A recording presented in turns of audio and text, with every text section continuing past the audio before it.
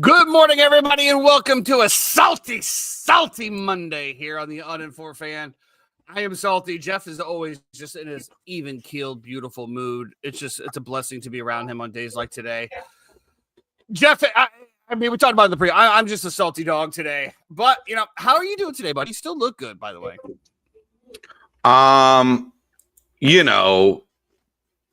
Florida State lost, Tampa lost, fantasy football's in shambles.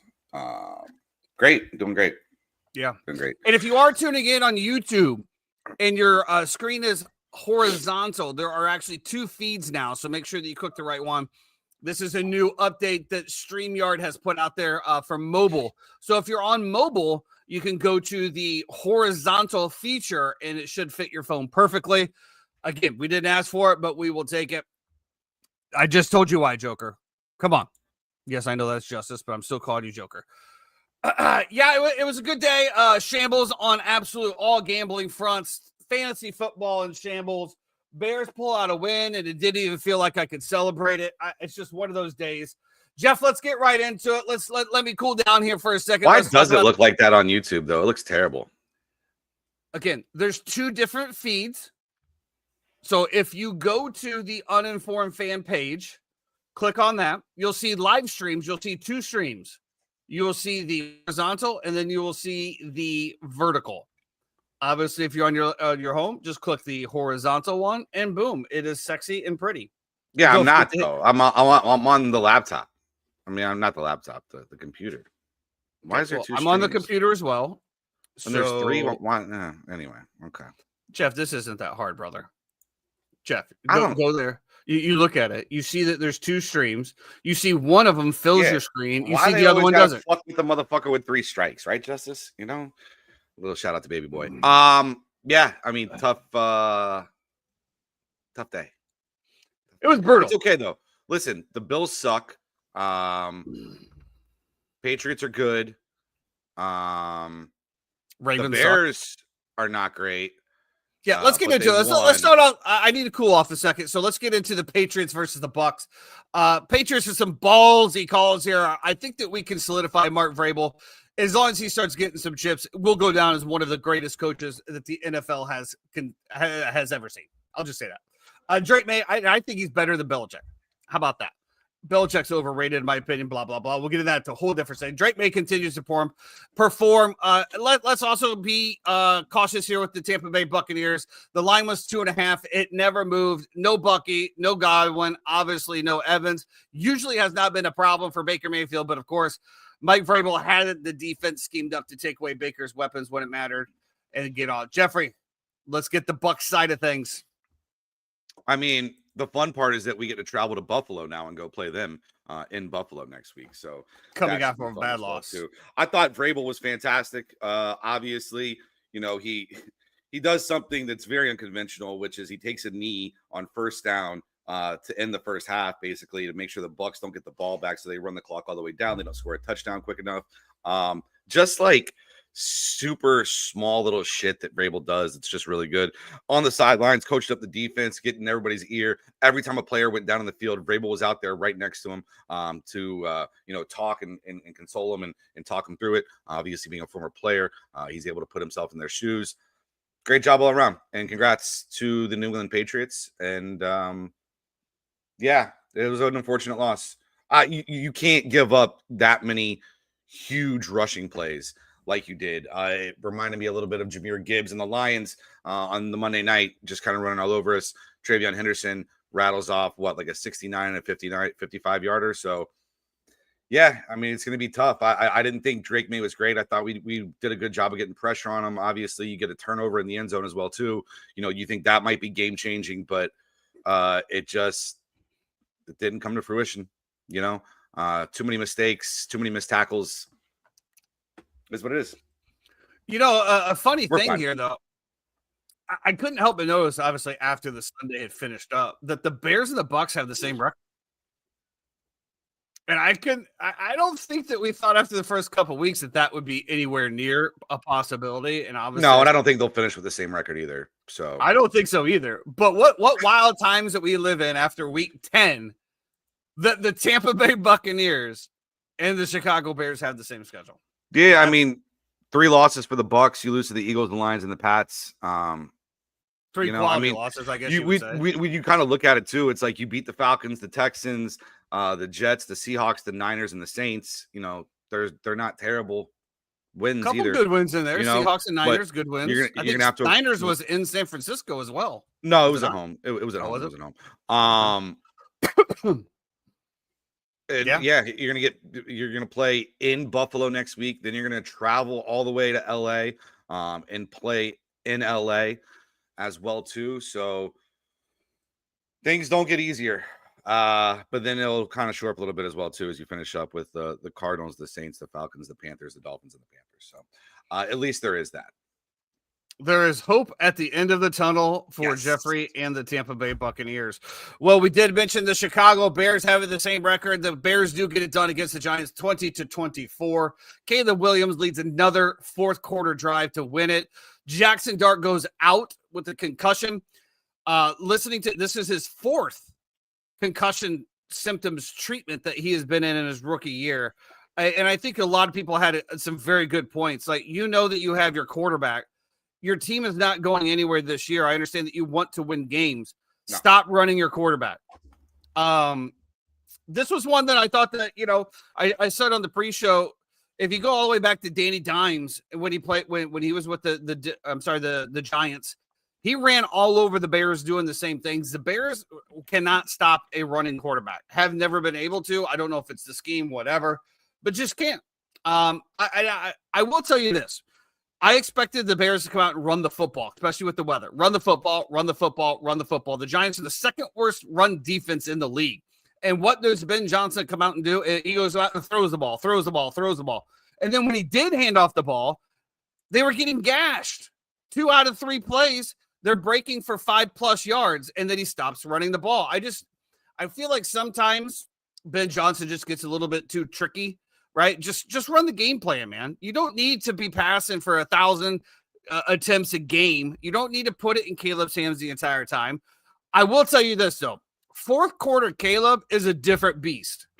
The way that he reacts to what's happening on the field in a timely, quickly fashion, it is just simply amazing.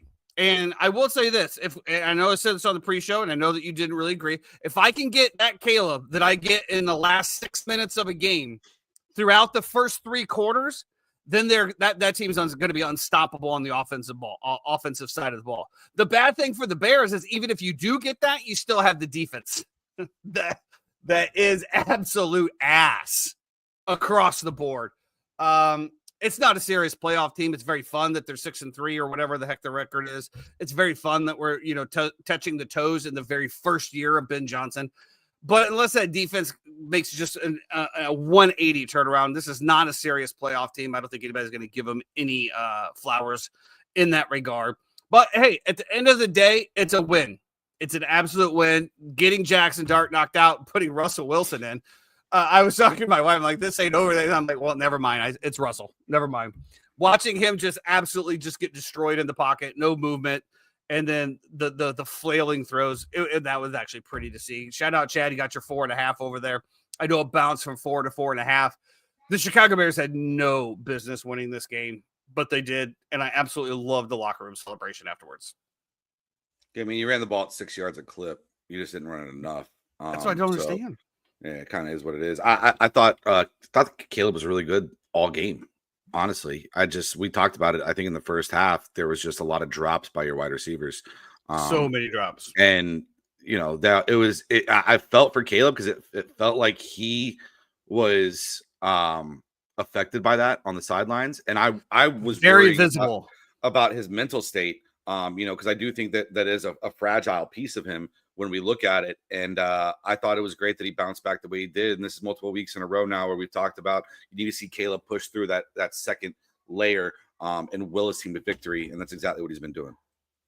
Yeah, to your point, he definitely wears his emotions on his sleeve. And I don't know if that's good or bad when it comes to that, because he was obviously visibly frustrated, especially with Zaccheaus, who is usually a very sure-handed receiver. I think he had 4 drops in the first half alone, to where I'm screaming at the TV, you got to pull him. Zaccheaus came from the Washington Commanders. He's played in cold weather, so that's not an excuse. This was the first cold game of the year. I'm sure the footballs hurt a little harder, when they're coming in. And I was screaming for Luther Burden to come in. Like, give Luther Burden his routes, let him sit for a second, and then get him. Shout out to your point, though, as well. Caleb kept feeding him. DJ Moore with the drop. DJ Moore 0 catches in this game as well. Colston Loveland here and there. Cole Kmet. That's the only thing that just sucks about this team as far as fantasy goes, is just you just never know who's going to eat that day. That's it. That's just the whole thing about it. Yeah, good win, though. I mean, good win. It reminded me. I remember I was talking when we were up there last year, and we were hanging out with Carmen and Zach, and she was talking about like the Chicago depression that comes in because you get like months in a row without like sunshine. Basically, it's like very gray and overcast, and like looking at the game is like I was like, oh shit, like that's what it is, right? It's like flurries. It's just gray skies, and you're just in that for. It's depressing. Months. You're absolutely right. It's crazy. It's absolutely depressing. Well, the Bears do need to get their shit together. They have a little bit of a gauntlet coming up. Vikings, Steelers, Eagles, Packers, Browns, Packers, 49ers, and then finishing off with the Lions. This could be a very, very, very tough stretch for them. So definitely good to pile those W's. We did have the first 9:30 game in Germany this year. Falcons taking on the home team Colts. Yeah, a lot of criticism with Danny Dimes, and when he was going to turn back into a pumpkin. A lot of people started last week because that's when he started facing some good teams. They beat up on some bad teams, and it is coming to fruition. Danny Dimes again, just not a good game. Looking very frazzled out there. Still putting up numbers. But it was just a bad game. Jonathan Taylor just absolutely runs wild, saves the game for him. If you're on fantasy, I think it's time for you guys to take a look at Alec Pierce. He is definitely a favorite target of him besides Warren. I do believe Michael Pittman Jr. only had 2 catches, maybe, or even 1 catch, maybe 2 or 3 targets. Yeah, it is what it is, but the Colts squeak out a win. That helps you as well, Jeffrey. I mean, yeah, I'm not really worried about that division. That's pretty much in the bag already. We can say whatever we want. I mean, he only threw 7 incompletions. One of them was a pick. Obviously, the Falcons have a decent pass rush. So I'm not really bothered by this. Is just like an indie game, right? Jonathan Taylor, 3 touchdowns. Tyler Warren catches the balls. Danny just kind of keeps him in it. They win at the end. Nothing really else about this game I have. Bijan Robinson is not performing. I don't know why they've decided to just turn to Tyler Algier. It's a little disconcerting. I don't know what to make of it. Is what it is. Do you have both of them? If you remember last year when I made the run, there was many games that I started Bijan and Tyler Algier. Yeah, I don't get it. Like they give, but that was also Algier with Arthur Smith. both touchdowns, and I don't know. It's interesting. It is definitely interesting. Ravens headed to the Penix Vikings. Sucks. Penix 12-28. Well, again, though, he also had some big drops. Kyle Pitts in the opening quarter, I think it was 25 yards. He had a clear just runway to the end zone, hits him right in the hands, drops. That's the only one I see. Obviously I go up against Drake London, which Sauce Gardner's just getting cooked literally every other play. He's not good. I don't know. Like it's bad. He had the one play where he could have jumped the route. He should have had the interception. Doesn't come up with that. But other than that, they cooked him. I mean, Drake London 6 for 104 with the touchdown. His touchdown was also the play. No, actually it wasn't that one, but the other Falcons touchdown was Sauce Gardner's assignment as well. He took the wrong man. Fantasy shambles. Baltimore Ravens first-round picks and a Donnie Mitchell is crazy. Anyway, dude, they fleeced them, and good for the Jets. I'm so happy for the Jets, dude. Good for them. Good for the Jets. Ravens did head into Minnesota and helped out the Bears again with another loss to the Minnesota Vikings, 27-19. We talked about this on pre-show. If you would have told me in my wildest dreams that my fantasy team would be held down by Derrick Henry and the Baltimore Ravens this year, I would have told you that you're probably one of the dumbest people on the planet. But yeah, here I am, and here we are. Derrick Henry is the absolute liability on my fantasy team. Did rush for 75 yards. I mean, so I guess it's not nothing crazy. But I just don't understand sometimes the way that the mentality works. It's just like you said, right? Especially with Derrick Henry, will get you all the way down there to the 3-yard line and they pull him. And it's just like, and then, you brought up a good Vrabel point here, which I'm going to let you explain. But, when it is a short yardage situation, they just say, okay, we're just going to run you right up the middle. When Derrick Henry explodes and stuff, it's when he's hitting those left and right gaps. When he can see the gap and make that one move or get super downhill speed, and then he just runs over people. So I don't see how feeding him through the middle of a giant gauntlet is one, unless you're just going to tush push him. But regardless, the Ravens are frauds. There's a lot of frauds that are starting to be exposed here. Ravens are frauds. Derrick Henry is shambles, taking down another legendary general manager job by myself with all of the injuries that I faced. Unbelievable, Jeffrey. Unbelievable. Yeah, it's kind of crazy that I watched this game, and the one thing I took away is that the Ravens aren't good. I don't know what it is. I don't think they're good at defense. I think they're very average on offense. I think they've gotten super blessed in the past few weeks to play some cupcakes. But I think that the proof is going to be in the pudding here going forward for Baltimore. So, yeah, I mean, listen, and their schedule going forward, they get it's not terribly tough, right? You do have the Browns that you get next week, which you're in Cleveland. I'm going to be on the Browns. I can tell you that already, whatever the line is. Then you get the Jets and the Bengals, right? And then you're going to get into the Steelers, Patriots, Packers portion of that as well, too. But I just, even watching the Steelers game last night, I just still feel like the Cleveland Steelers 8.5 are a better football team than the Baltimore Ravens. But yeah, the point was Logan Ryan was talking about when he was with Tennessee and Mike Vrabel about how Vrabel's entire thing was that you need to get Derrick Henry to his it was third or fourth step. I forget what it was, but it was like get Derrick Henry to his fourth step, basically meaning that you need you want him hitting that fourth step and accelerating as opposed to kind of, you know, dancing in the backfield. They got to do that with him, and he's not getting there. He hasn't had really any explosive runs. He's been a little bit different with the fumbles. Week 1. That he had week 1, but also like remember, like he was going crazy against the Lions too, right? And then had the fumble, and then since then it's been like very meh. So yeah, I don't know how you fix that. Maybe losing some confidence. Well, I tell you how you fix it, Jeffrey. You just keep handing him the ball. That's all. Just keep handing him the ball. Nothing would make Tyson happier than just. I mean, you got to have a run game, man. And when you have Lamar Jackson back there, who obviously his hamstring is good enough, the threat of the run is still there. We've seen him scramble. I saw so many like just scramble out Lamar Jacksons. Like I saw Derrick Henry being the lead blocker for Lamar Jackson more times than I care at that game. Every time I looked out, here's Derrick Henry at the 1 yard line throwing a block for Lamar Jackson.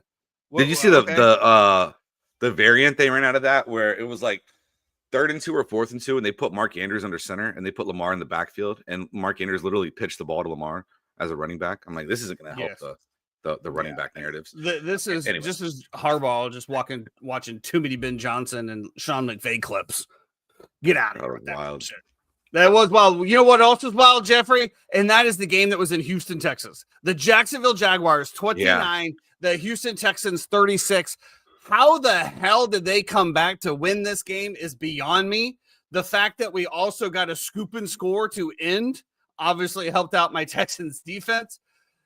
I know I'm going to start with you on this one, Jeffrey, because you watched the whole thing and you got some strong thoughts here that you might be coming around to the Tyson train a little bit on the Trevor Lawrence sunshine.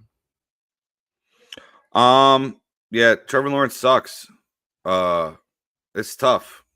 I've been a big Trevor Lawrence fan, and I think I'm officially off the bandwagon. I think this was the last straw, and that's unfortunate to say because, you know, you talk about prospects, like kid has it all. He can run, he can throw, he can do everything. I don't know what it is, man. But like eventually you get through so many good offensive minds that have a proven track record that have run through and you're not successful with.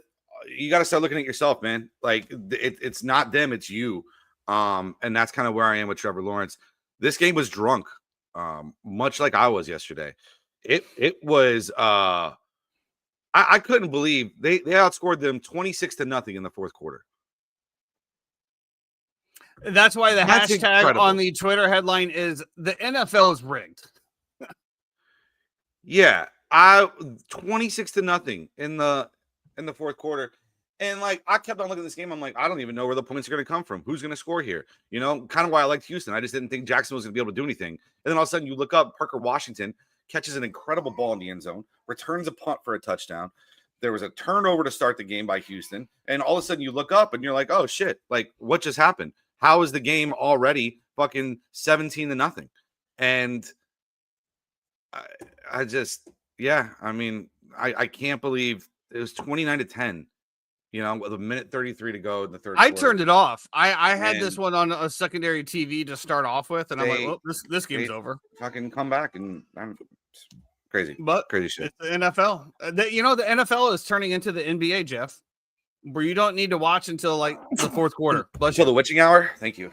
Yeah, you don't need to watch it until the fourth quarter.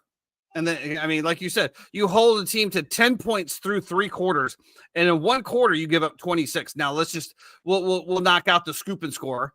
You gave up 20 points in a fourth quarter. Unbelievable. Yeah. Terrible. Davis Mills throws for 292. Threw the ball 45 times. I mean, and somehow Christian Kirk only has what did he have? One catch? Yeah, Nico just doing Nico shit, dude.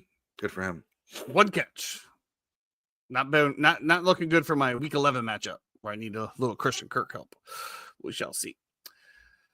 The toilet bowl game did not disappoint, Jeffrey. The Jets get it done 27-20. Justin Fields, I think, threw for 10 times, something like that. It wasn't much. They tried to fuck this up as much as they could too. Well, obviously. 11 but then like the Browns are just the Browns, right? Like, yeah, Justin Fields attempts 11 passes. Not great. Garrett Wilson gets hurt, fucking my fantasy life, whatever. But the fact that they're out there on the field on like their own 40-yard line, it's 4th and 4 with a minute left. You're up in the game by a touchdown. And they made the Browns believe that they were going to hike the ball, and the Browns jumped off sides to end the game. Like, that is just the most stupid, undisciplined. What are you doing? Like, we want them to hike that ball, and you're jumping offside to give them the first down to end the game. It's just the biggest Browns shit I've ever seen in my life. Congratulations to the Jets, though. They get all those picks, and then all of a sudden they're going to fuck up their own draft pick by winning. Let me also clarify this for all you guys out there. Yes, Justin Fields had 11 passes and completed 6 of them. I don't care. The quarterback's not there to throw 20, 30, 40 attempts. The quarterback is there to win the game, and they obviously had a plan to keep the ball on the ground. Rushing it with Breece Hall, rushing it with Justin Fields, and it worked. You don't have to, that's why I always talk about, the Bears. They're like, oh, we've never had a 2,000 yard. I could give 2 shits if Caleb throws for 2,000 yards. I just want him to win. Can we say he could throw for 500 yards for the season. As long as we win, I could give 2 shits. Justin Fields threw for 54 yards. Breece Hall had a catch that was 42 yards. Absolutely. So other than that, Justin Fields completed 5 balls for 12 yards. Still won the game. They won the game. Yep. Still won the game. This Wisconsin stat this week that the lead, like, Wisconsin won in college football this week. Their leading passer was the punter on a fake punt. Oh, nice. Hey, that sounds like an Iowa stat line to me. Wild. Yeah. I will play their ass off against Oregon too. We'll get into college later. You definitely were going to. Saints come in, and I do think I saw over here. R.I.P. Buff. Yes, the Saints. Man. Oh wait. The Saints going to the Panthers. Tyler Show, whatever. Who did you take in Survivor, by the way? That's a great question, isn't it? First rookie to win a game for the Saints since like 1981. Bryce Young has absolutely returned to Bryce Young fashion. And Buff, that kind of hurts a little bit because if you, as a podcast regular that's always on here on Friday, we talked about that specific pick. And not only did I say no, but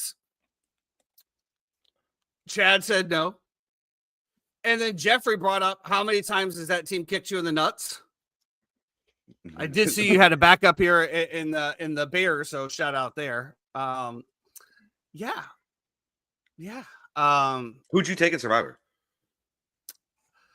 I ended up taking the Lions. That was not my Bears pick on there. I think obviously that was Buff. He said he had Bears as backup, so he must have 2 entries. Almost got bounced from them both. Yikes.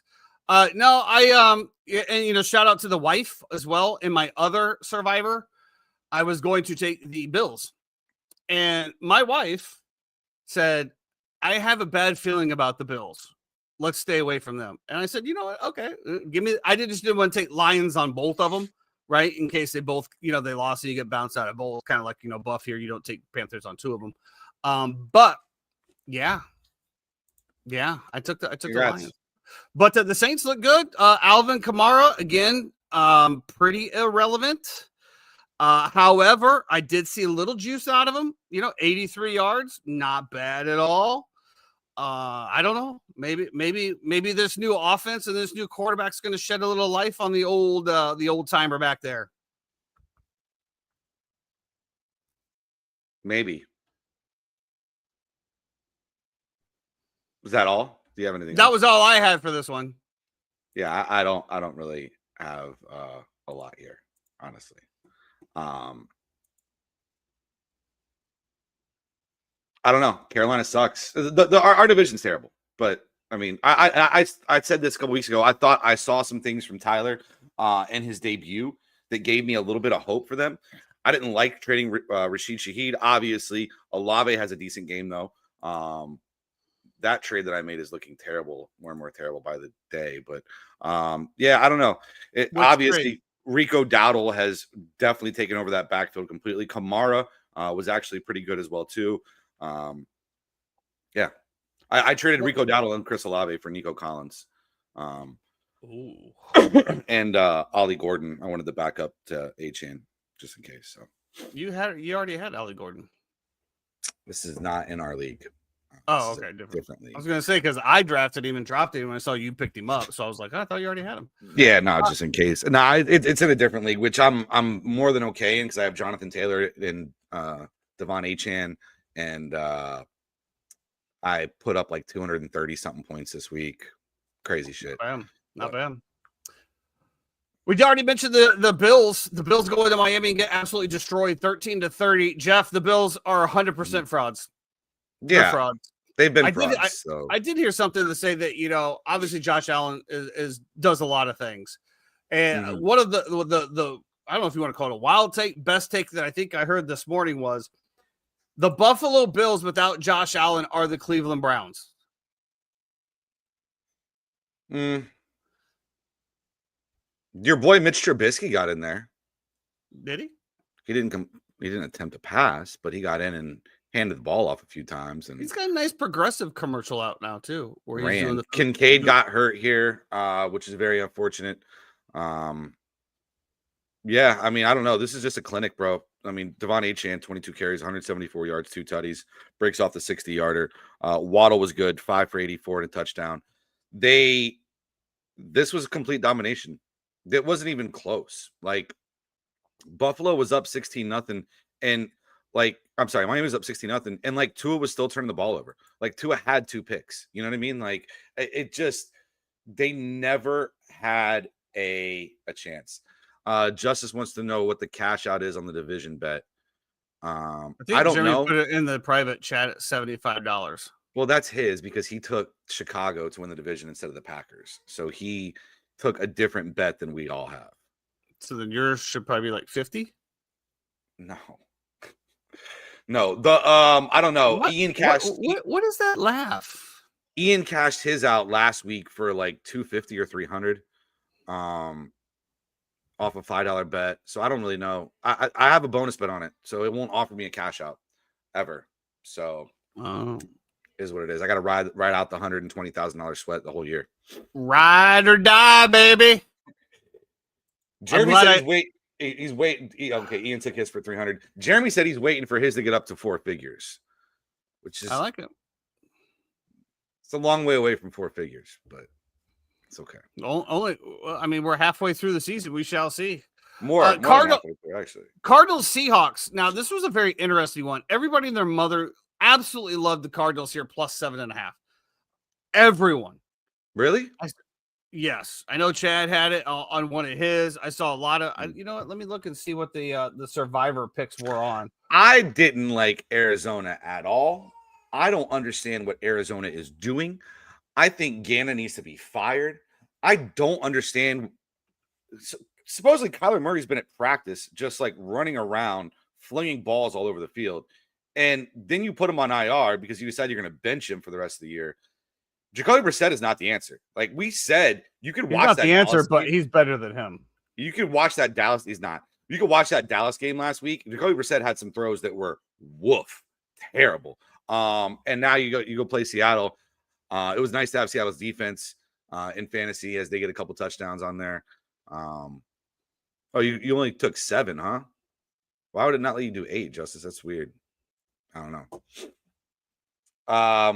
Yeah, I mean, Seattle's a good team. At home, they're really good as well, too. Obviously, they have the loss of the Bucks, but other than that, I mean, they're Actually on the actual Circa Millions, everyone was on the Seahawks minus 6.5.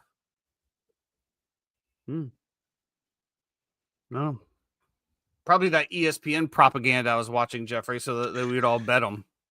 They could have pulled Sam Darnold after the first quarter. This game was over immediately. It was 20. Yeah. It was 28-0. Like 6 minutes into the game, it was a wrap. It was crazy. Yeah, that it was over from the get go. So Matt, where I looked and I'm like, do I take the Cardinals plus 28.5 here? Chad, the math was mathing. The math made sense. I'm not a believer in that Cardinals team, especially with all the injuries that they've had. They're just like, I like their D line, right? But like their DBs are, I mean, I don't know, man. I don't understand what the Cardinals are doing. I don't understand organizationally where their vision and their focus is for what they are as a football team. They're talking about them cutting Kyler Murray, just straight up cutting him. Yeah, because he's due some roster bonus or something soon. Oh, well, so you didn't get Indy in there then. That's the one you're missing. And that was a plus 500, so that's why the payout is so large. Yeah. So Rams going to San Francisco here, 42-26. I mean, I could not have been in a worse spot for fantasy here. Guy I'm going against has Williams, the Rams running back. Rams get up early, just continue to run the ball. Obviously, I have Puka Nacua. They don't need to throw the ball. And then I'm also going against Mac Jones and the 49ers, who are just going to throw the ball all day long. Over 300 yards for Mac Jones. You know, at the end of the game, it is what it is. Defenses don't care. They're just completing passes left and right. Shout out to everybody in the NFL. Fuck y'all. Yeah. I will say this. Matt Stafford needs to be in the MVP conversation. He is having an historic year. And to think about his age and how long he's been in the league and still doing it, what a trade. I know I said this when they got Devontae Adams. I said that is bigger than when Devontae to the Jets. You have Puka Nacua and you had Devontae Adams. Pick your poison. Which one you're going to double team? And then, obviously got Higbee. There's got a lot of good weapons there. And, of course, you have Sean McVay. When you have Sean McVay and you have Matt Stafford that's been around the block, who's cool, calm under pressure. To my opinion, he needs to be in the MVP conversation. Yeah, I think we had talked about this too. Is just like it just seemed like, especially after losing in the way in the manner that they did on that Thursday night to the 49ers earlier in the year, that this was like a circle your calendar type game for them that they really, really wanted to win. And so they came out with a game plan and they jumped on them early, and it was over. Yeah, but it was over. Another one that was absolutely over. Lions Commanders. Yeah. Shout out again. Going against Deebo Samuel, has no catches. End of the game. Defense just doesn't give a shit. Gives them an easy tutty. Yeah, good times, man. Good times for fantasy football. Yeah. I'm still not eliminated. There's still a chance. Even if I do end up losing this week, there's still a lot of ball left. But this one's going to hurt because my point total is so low that I'm not going to have a whole lot of tiebreakers, unfortunately. But yeah, they I mean, what the Rams had 0 penalties. Wow, they had 550 something yards of offense. The Detroit Lions did. They're just not good in terms of the Commanders, and without Jaden, it just amplifies it. I will say, no McLaren again. Yeah, I mean, is he going to come back? Like, why bring any of them back? What's the point at this point? Just fold up the team. I do think that the Treylon Burks stuff is a little interesting because they're going to be down every game, and they're going to have to be throwing the ball. So like the Bill Krosky-Merritt thing is whatever, because how often are you just going to pound the rock with your running back when you're down by 20 every game? But their wide receivers are like on my radar in terms of waiver wire fantasy pickups for sure. And yeah, I think Treylon Burks is an interesting ad. I'm done with movements. This team's going down with me. I have enough talent on this team. You're done with movements. Yep, I'm done. I will not be picking up statement. anybody. I mean, okay, Jeff. The team is set coming after this next week. All the Colts are on bye weeks, so after that, I'm good. I mean, I got Daniel Jones, Derrick Henry, DeAndre Swift, Puka Nacua, Odunze, Tyler Warren, Kamara, Mongol, Josh Downs, Kristen Kirk, Zaya Lakely, Colson Love, and Jacoby Myers, Alec Pierce, Aaron Rodgers, Joe Burrow, and CJ Stroud. If that team can't get it done, then fuck them. They don't deserve to be in the playoffs. Just don't get last place. Which I think Jay Garter's got that one pretty much locked up. Yeah, I think he's paying the honey pot. Which we kind of thought that when he didn't draft a running back until round 5. That was a tough look. Yeah. Yep. Shout out Gigantor. We love you. Steelers, Chargers. This was another just. Yeah. I do want to hold on before we move off this. This was wild to me too, that Dan Campbell benched his play caller. Yeah. He benched the OC and decided to call the plays himself. I don't know. Maybe it's like a like back to basics thing. They ran the fuck out of the ball, dude. Like if you look at their numbers, Jahmyr Gibbs and David Montgomery did whatever they wanted to against the Commanders. There was a point where I thought Penei Sewell went down and wasn't going to come back. He comes back into the game, ends up being fine. But yeah, this was just like a bludgeoning. Like Jahmyr had what, like 170 or something like that. David Montgomery had like 80 yards. Like this was a wild week. So very interesting to see what they do going forward though. Because I don't think I'm a big proponent of like the head coach needs to be the head coach. And when you're play calling, there's so much involved in, being so locked into that I don't think that's a successful formula for them going forward. Yeah, I see. Well, I mean, I just don't even get the reason because it happened mid-game, correct? I think the report I saw it was mid-game, and Is this were guy's up. name Dixie Normus? Dixie Normus, yeah. I have not seen a Mind Goblin. Jeff, have you seen a Mind Goblin? I'm not engaging Dixie Normus. I can't. Well, it's like Dixie South. Down in the heart of Texas. Mason Dixie line? Move on. Did this happen mid-game? I don't know. Did it? I think so. And that's wild as well because it was 25-10 at halftime. Did Dan Campbell? Are you asking Chat GPT right now? Nope. Yeah, you are. No, I'm asking Google. Take over play calling in the middle of the game.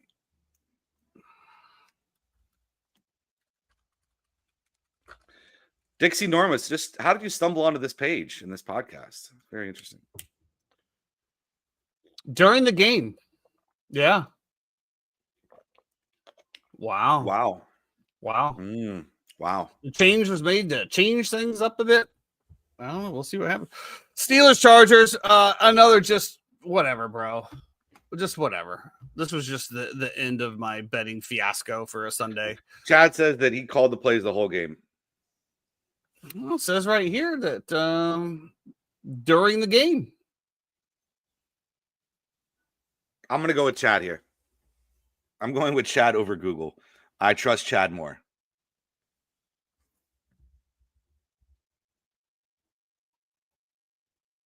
Okay. Anyway, yeah. Moving on. Yep. Chad's right. Perfect. Yes, the Chargers slapped the shit out of the Steelers. Great win for them. I think that this is going to be the start of something great out in LA. I really do. Obviously 7-3, the Giants loss was not great. The Commanders loss was not great. But listen, you got the Jags in Jacksonville. It's a very winnable game. Then you get the Raiders, right? The Eagles are very meh. I think there's. I think the only question about this game. Here. The only question about this game, right, was whether the Chargers could keep Justin Herbert upright with the loss of the offensive lineman. I mean, that was the only reason. The O lineman from New Right. So Orleans. this was his first game, obviously learning. I think that was the only reason why we thought that the Steelers might even have a chance in this game was that. And they absolutely kept him upright. Lad McConkey, baby. Yeah. Wait, did the Giants fire their coach? Brian Daboll fired. Breaking news on the Uninformed Fan.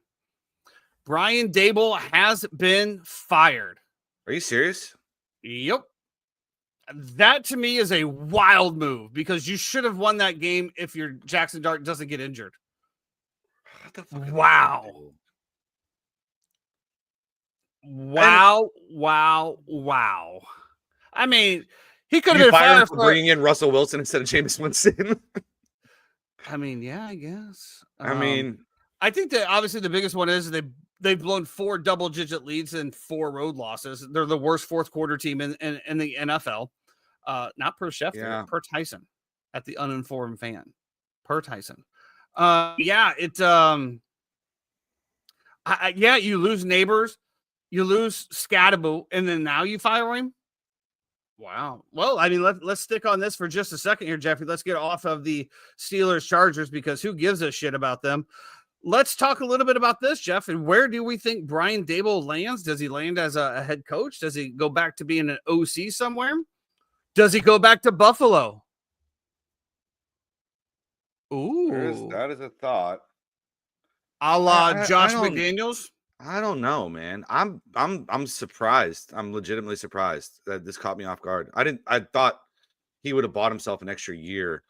With the injuries. Because, and also like when you have young quarterbacks, I think one of the biggest things is continuity, right? Like we saw it with Caleb. Like you need to keep some kind of support system around them. And this just throws everything into the wind. This is, Well, maybe it was one of those things as well where maybe the general manager and the owner said, listen, we don't want you running Jackson Dart. We don't want to put him in harm's way. We've already lost our 2-star players.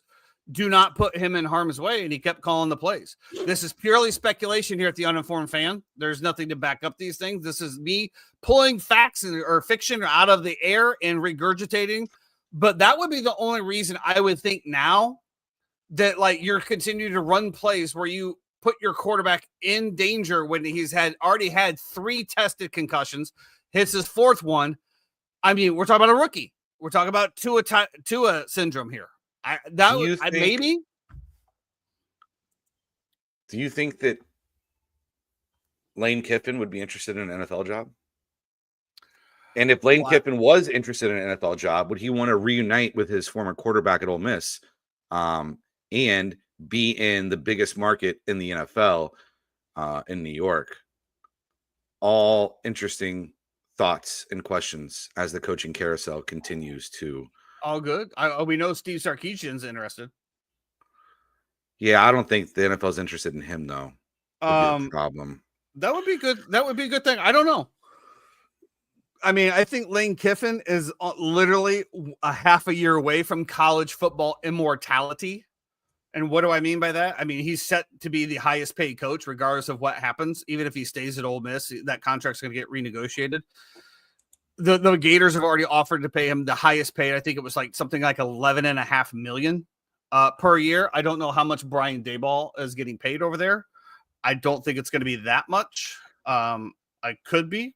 The 3 times says Belichick to the Giants? ? I think Belichick is absolutely done in the NFL. Belichick is retired. He retired to North Carolina with his girlfriend. And yeah, I mean, the man's old as shit getting young blowjobs. I mean, I'm never going to hate on him. He's been incredible. He was an incredible coach. He's done. He is not. Was he really? I mean, I'm not here to shit on him.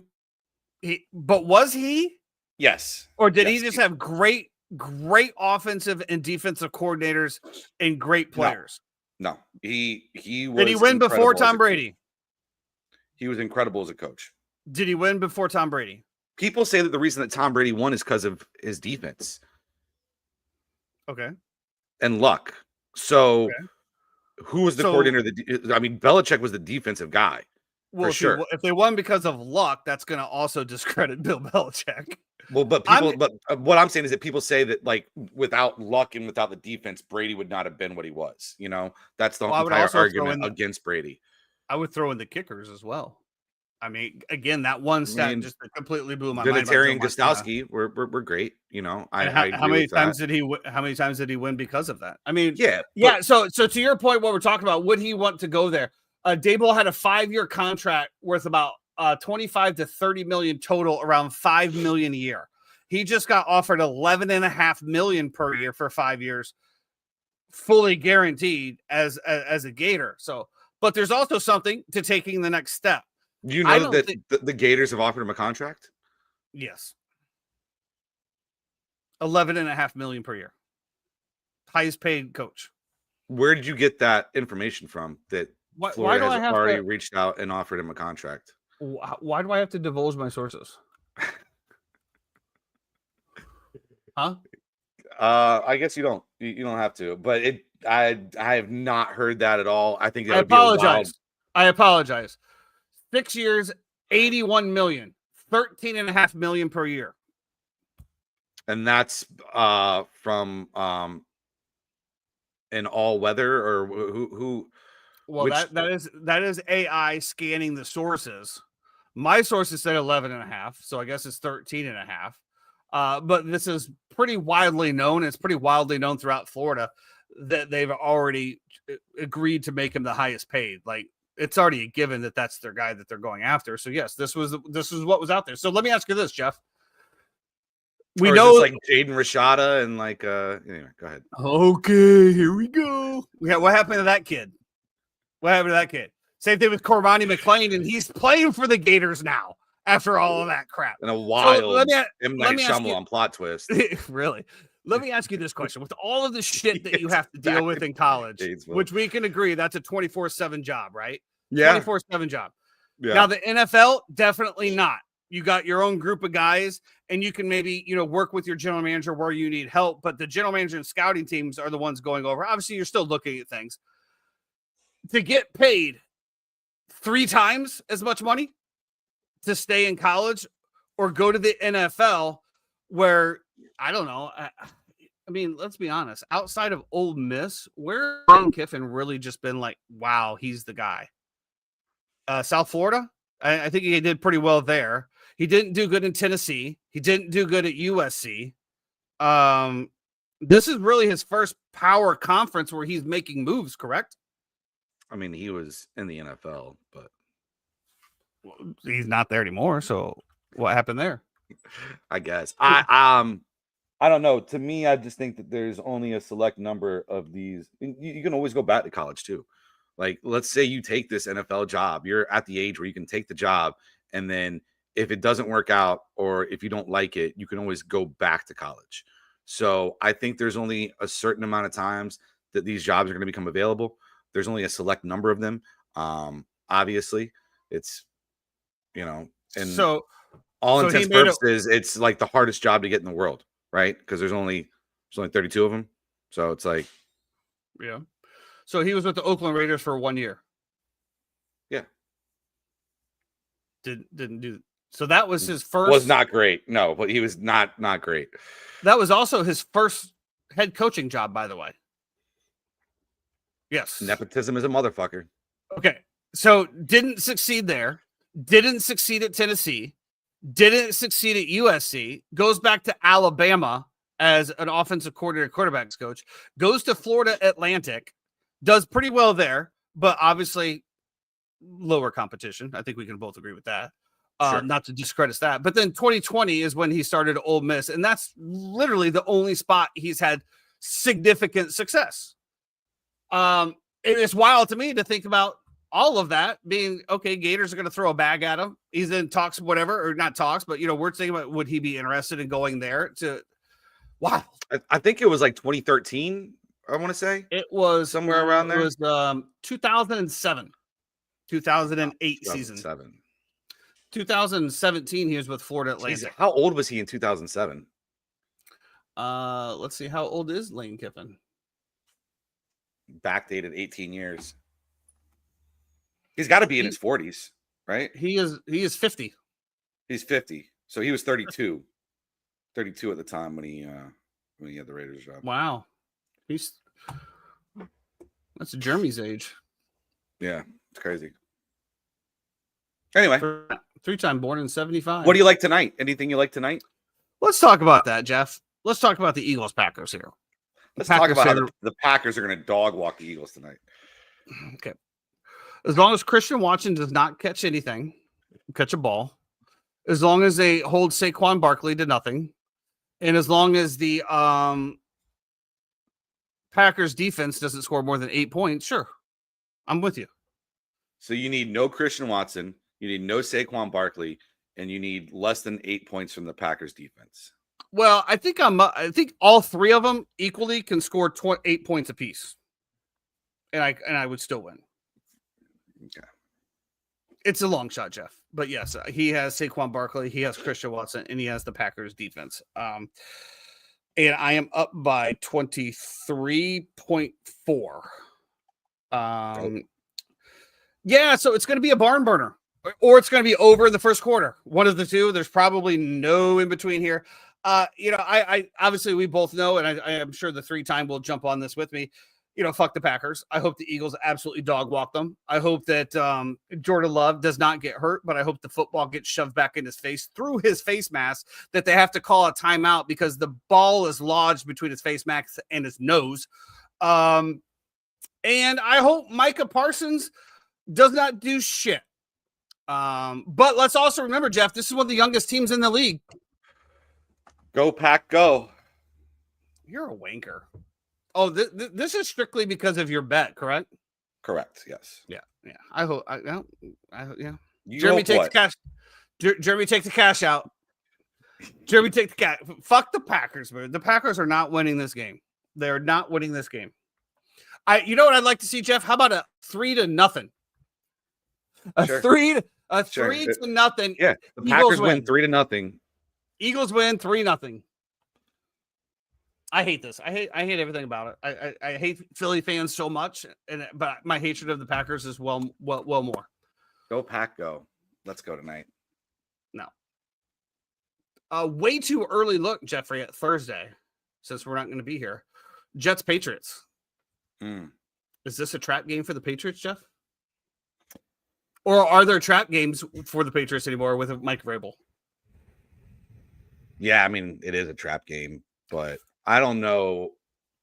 I was listening to Vrabel is so good at just taking away whatever you do, and the only thing the Jets can do is run the ball. And if we're going to be honest, yesterday was the first time all year that the Patriots have allowed a single rusher to go over 50 yards. They're number one in the league by a wide margin against the run, and the only thing the Jets can do is run the ball. So, yeah, I think it's a pretty bad matchup for the Jets. Interesting thing here. I was listening. I can't remember who I was talking to. Maybe it was Woody and maybe Mark Schlereth. They were talking about trap games, and they were talking about trap games are not on players. Trap games are 100% on the coaches. They said that the coaches are the ones that are like, oh, we've got this team coming in. We don't really need to scheme a whole lot. We're just going to do what we know was successful and don't put the time in. I found that was a very interesting take, Jeff, when it comes to players talking about trap games. Now, this is also players that played for Bill Belichick and others. It was interesting. It was an interesting take. And when we looked about the Tennessee Titans back in the day, we always just say this is a Vrabel spot or this was a Vrabel spot. I don't remember us ever being like, this is a Vrabel trap game. I don't have a bucket of water to hold against what a guy like Mark Schlereth is going to say, but I think that's complete bullshit. Because I think, like coaches can scheme shit up, but you need your guys to come in focused and ready to fucking play. And if they don't, because they're in a trap game or they're overlooking something, then that's going to be fucking bad news for you. So I understand from the player's perspective, what he is saying is that it's on the coach. Well, I think he's more saying it's a scheme thing, right? And you just go ahead and put the scheme of what you think is going to work and don't put a whole lot of effort into it, and then it doesn't, and you don't. I mean, this was both of them. It's a short week. It's a short week. The Patriots, sure, they had some injuries against the Bucks. They're playing in 85-degree heat and 100% humidity in November in Tampa. It's going to be a tough game. But I just don't see it. Chad, do you have the Jets plus 11.5? I just don't see. Yeah, I don't see a path here for the Jets. Honestly, I don't. Unless not to win, just to cover.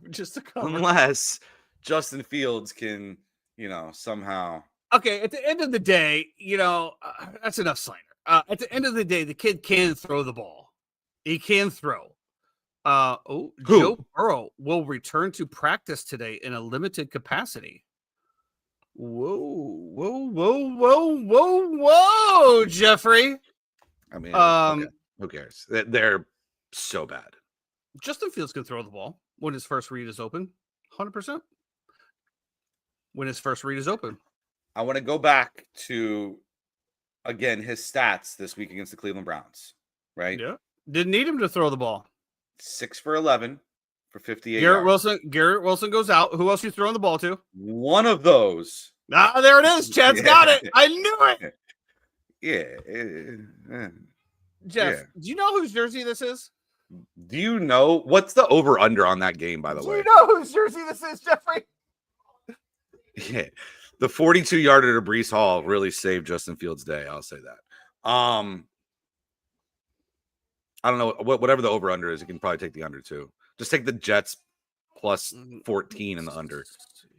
Parlay it together. Call it a day. Anything else you got? 43.5. That's pretty high. That seems like a lot of points. Yeah. We'll see what happens. No, that's not. Let's get on to a couple NCAA football here before we wrap it up. BYU goes into Texas Tech, gets absolutely throttled, 29-7. Jeff, do we have the new rankings out? They're somewhere. I don't have them, but they are somewhere. Okay. This should absolutely knock them out of that. I don't think they are. I think they come out Tuesday. Football rankings. What do you want? Which rankings do you want? I wanted the playoff. Yeah, I don't want any of the AP or anything else. I want the AP drops them BYU down to 12. And same thing with the coaches poll.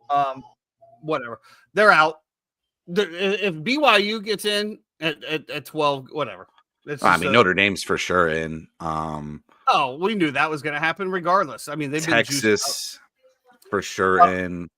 Oregon takes care of business against Iowa 18-16 in a grinded out game. That was definitely a grinded out game, which they always are. Iowa weather was absolute shit. Raining cats and dogs. It was beautiful. Yeah, Tuesday night. Texas A&M gets it done in Mizzou, 38-17. I think you'll start to see some first place votes coming in for them. Well, actually, they already had 4 last week. Auburn, 38. Vandy, 45. The Commodores get it done again. God bless those Commodores.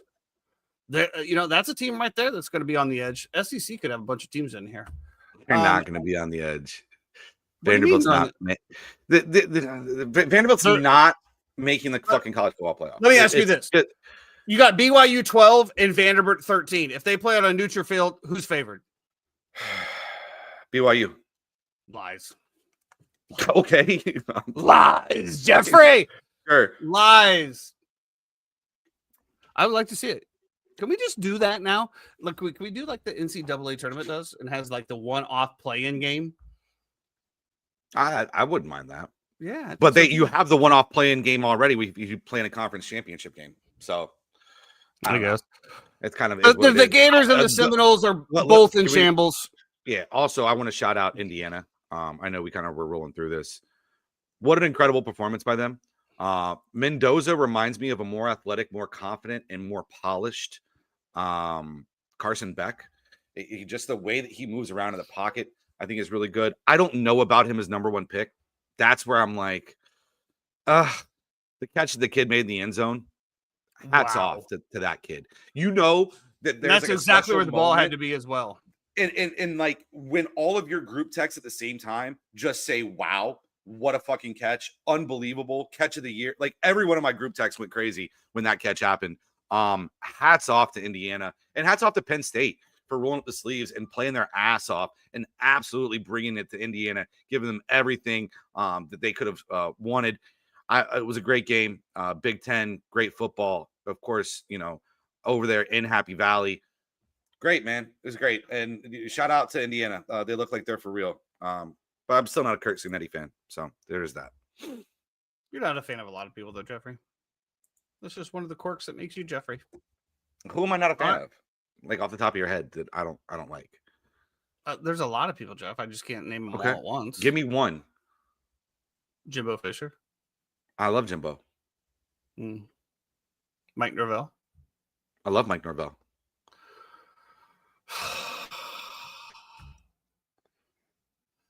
I'm trying to think of the names of the people that I'm bringing in the 3-time here for backup. I'm trying to think of some of the names from the local watering hole. Maybe order up. Omar? I was with him yesterday. Well, we all know that there's people out there, Jeffrey. As we got shushed at Patty's yesterday, that was pretty funny too. Shout out to CJ. Patty's. The Bills game was on, and I didn't want to deal with that shit. And I wanted to go watch it with Omar and Samir, and I happened to stumble into Patty's and Jeremy sitting at the bar. So I was like, "Oh, what up?" Plus backstage. Did you go back after the Bills lost, though? Yeah, of course. So backstage and Patty's also have the sound on for Tampa Bay games as well too. So it was just we were over there chilling. Samir was being loud. There was 4 of us in the bar. It was literally us, me, Samir, Omar, and Jeremy. And Samir's going crazy over the Bucks game. CJ's like, "Hey man, you got to keep it down in here." I'm like, what the fuck are you talking about, bro? There's nobody in here. Who are we offending? Ourselves? It was pretty funny. But yeah, we bounced back and forth actually. We were backstage, Patty's, bounced back, went to Kitty's, bounced back to backstage, went back to Kitty's. And then I went home and promptly fell asleep. Hungry. Nicely done. Nicely done. Jeremy, any errors, omissions, anything we left out? You're on mute.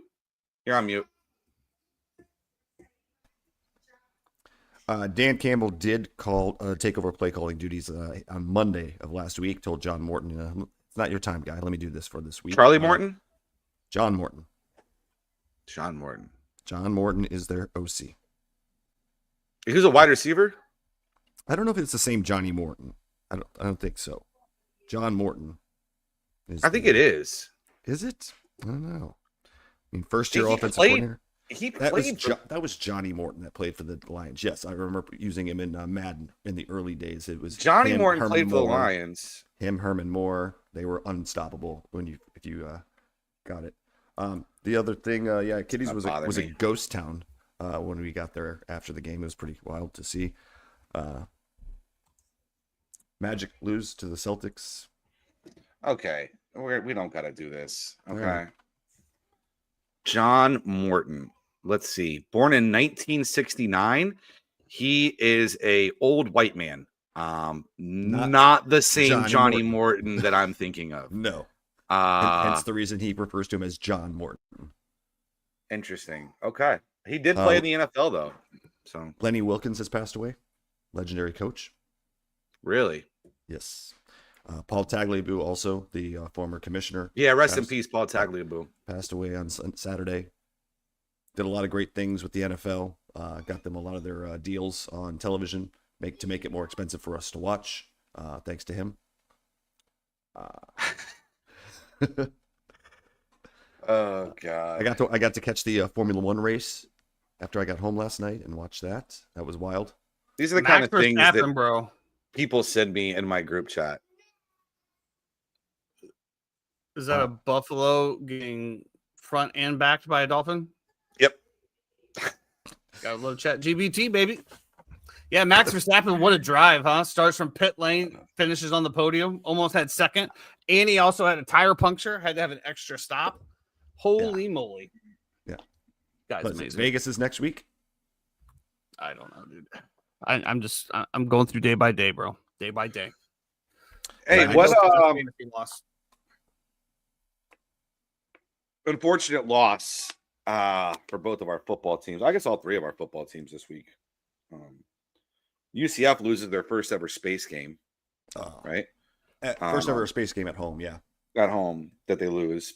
Yeah, tough. But one kid had 3 picks in the game. Pretty insane as well, too. New school record, 3 picks. Florida gets boat raced by Kentucky. Kentucky, and I said all week, Florida State is in a terrible spot. This whole kumbaya shit with Mike Norvell and beating Wake Forest and thinking that things are different now is fucking bullshit. And you're rolling into Clemson at night, and Dabo's fucking on his deathbed. Terrible spot. Yes. And Tommy Castellano sucks. Can we also stop doing this shit too? I'm stop bringing in mercenary quarterbacks for your college football team. It doesn't work. You know why? Because those guys are not sweating their dick off with somebody for 3 years in a row, watching them grow and progress. They're not out there fighting for their teammate. That's the leader of your football team. That's the guy who has to dictate your culture. That's the guy who dictates the attitude of your football team. You bring in these mercenaries to play for 1 year who have no ties to the program whatsoever, who could care fucking less about what happens. They're trying to get a bag and they're trying to go to the NFL. They don't care about the program. Stop bringing in mercenary quarterbacks. Castellanos ain't going anywhere with the CFL. Castellanos, put the fries in the bag, homie. Like DJ Lagway got benched, by the way, as well. He looked terrible. But I will say this: he's coming off a pretty serious. What'd you just say? What? What'd you just say? Just registered. No, I didn't. What'd you just say? I said, did Kyle Trask come in? Anyway, I will say this: coming off that leg injury, it still looks like he's got some ghost closet and some things working out. That was a very serious leg injury. I hope they don't move off of him, but whatever. It is what it is. You guys are all just a bunch of haters. All of you. Chad is the biggest hater in the world. Justice, is Justice the Florida State fan? Go Noles, baby. You already know. Yeah. If he wasn't married with the child, I'd have questions. That's going to do it for us today on the Uninformed Fan. You would have questions about what? A lot of questions, Jeff. Just like the meme that you just sent. That's going to do it for us today on the Uninformed Fan today. I'm not if done. you are happen to be driving over the weekend, please, for the love of God, stay out of the left-hand lane. We'll see you back here on Friday. Free Jeff.